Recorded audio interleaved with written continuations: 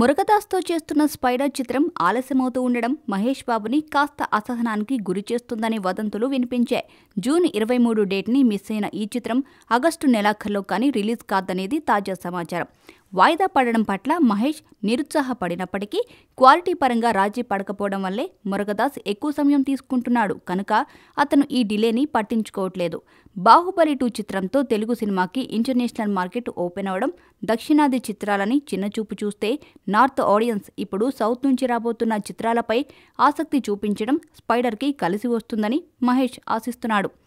మురుగదాస్ ఎలాగో నార్త్ ఆడియన్స్కి తెలిసిన దర్శకుడే కావడంతో స్పైడర్ ఖచ్చితంగా బాలీవుడ్ నుంచి డీసెంట్ కలెక్షన్స్ రాబడుతుందని అనుకుంటున్నారు. అలాగే తమిళనాడులో కూడా మురుగదాస్ బ్రాండ్ ఈ చిత్రానికి బాగా హెల్ప్ అవుతుంది. బాహుబలి వల్ల యూఎస్ మార్కెట్ పొటెన్షియల్ ఏంటనేది తెలిసిందే. దీనివల్ల మహేష్ సినిమాకి కనీసం 2 మిలియన్లు అదనంగా కలిసి వస్తుందని అనుకుంటున్నారు. స్పైడర్ డిలే కారణంగా మొదట్లో బెంగపడ్డా కానీ బాహుబలి 2 రిజల్ట్ తర్వాత టీంలో ఉత్సాహం కదం తొక్కుతోందని రిపోర్ట్స్ వస్తున్నాయి.